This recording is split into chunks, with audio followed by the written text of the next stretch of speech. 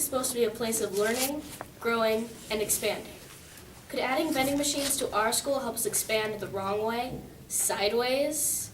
This leads us into our first argument on why vending machines should be banned in schools. They promote bad eating habits. Next, we will inform you on why eating in class can cause distractions and messes. And lastly, we will show you the true statistics and numbers of how much vending machines actually cost. Should vending machines really be banned in schools? The answer is yes, and it's our job to show you why.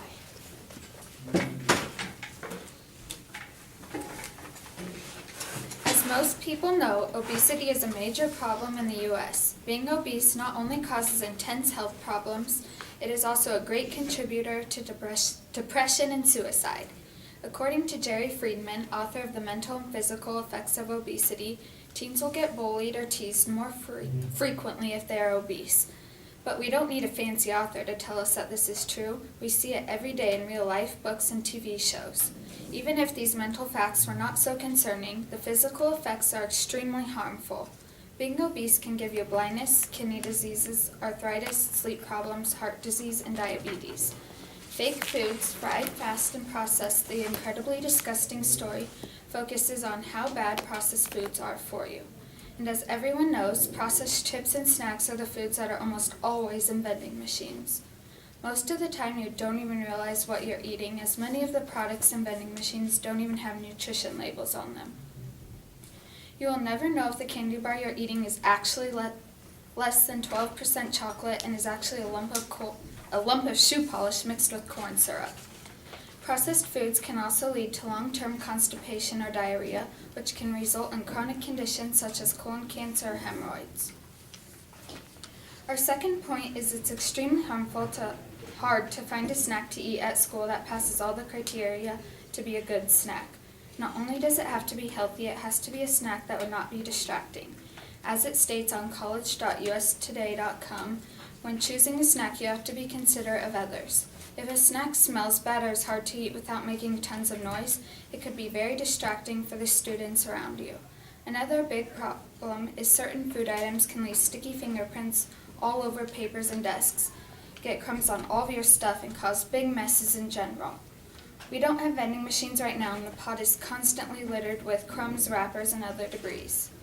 Janitors have enough tasks to complete as it is, even without having to clean up additional food spilled from vending machines.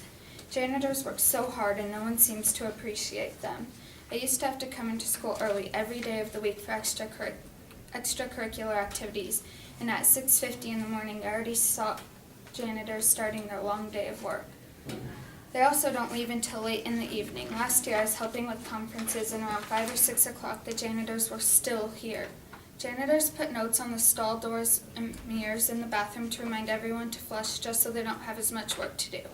If we add vending machines to our school, the amount of work will be loads more than it already is. The janitors need a break from this work overload, so not adding vending machines would benefit everyone.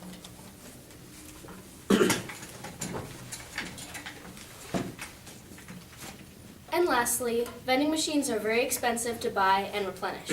I interviewed Mrs. Atwood, the mother of a fellow South Middle School 8th grade student who used to own a vending machine company. She told me that the average vending machine costs around $4,600. And to keep a vending machine replenished and working properly, it will annually cost about $25,000. Think of what that money could be used for. More computers, iPads, field trips, show choir funding, sports. The list is endless. And if we don't even make enough money to make a profit, we're just losing money.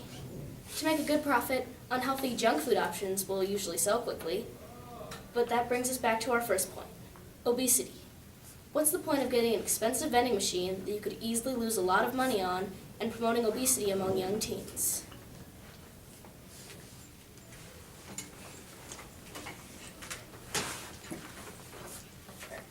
Imagine you are in 7th hour, extremely hungry because you ate at 10:35, with nothing else to eat.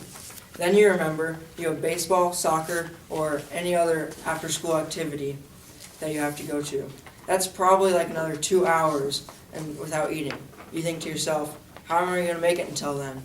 This situation could have been avoided if your school had a vending machine, which leads us, It's okay. Schools should have vending machines because students can focus more when they're on a full stomach. Also, students have after-school activities and need snacks to have energy to do them. And lastly, vending machines will be able to make lots of money for the school. During this debate, you will be presented with both sides of the argument, and you will get to decide whether you want to struggle through hunger or be filled throughout the day.